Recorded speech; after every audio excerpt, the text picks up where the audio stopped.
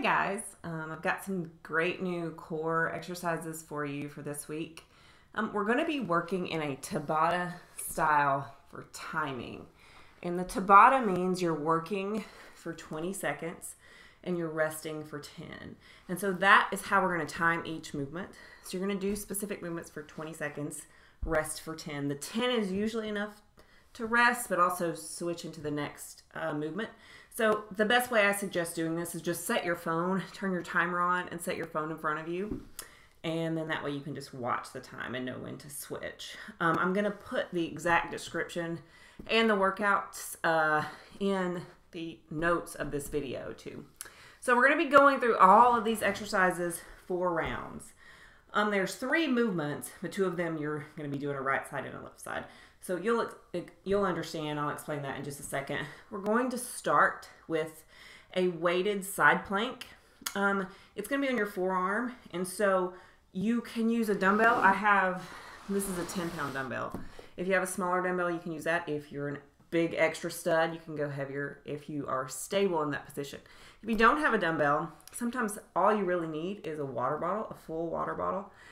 It's really not so much about the weight as it is about the stabilizing mechanism that we're trying to work on, which is this whole core, but we're working across body.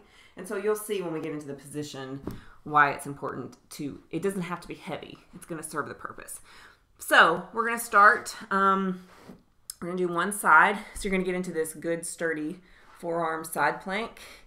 If this side plank is too challenging, you can always put a foot behind you, put a foot in front of you, and get in this position. Or you can stack your feet. So I'm going to stack my feet for this. You're going to take the weight, get a good deep breath, get stable, and bring that weight overhead. And so for this side plank, we're going to hold for 20 seconds. So you'll hold in this position, or a full water bottle, or you know what, if just holding your hand above you, straight up and down, is enough, just start there. So 20 seconds, and then when that 20 seconds is up, you'll come down and you're going to switch sides. So you'll do the exact same thing on the other side. So 20 seconds into that side plank with a weight. Okay? So 20 and 20, but you're going to do 20 seconds of work, 10 seconds of rest.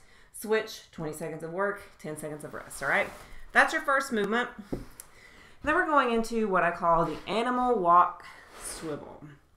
Okay, so we've done animal walks before, but just to refresh you, basically you get on all fours and you lift up your knees just about a couple of inches. Okay, so your back is flat, knees are off the ground, your hips are level, and for animal walk, we just walk without a major shift in our butt height or hip height, and you keep that core super engaged. Okay, so that's the animal walk.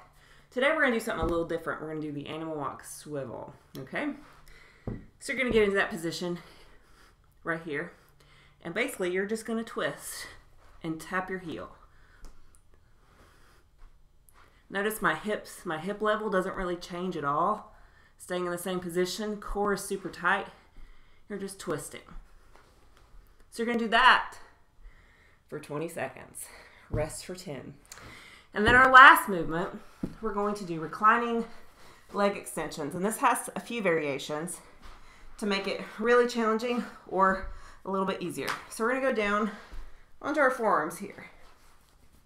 So the most advanced level of this is you're going to start on your forearms here.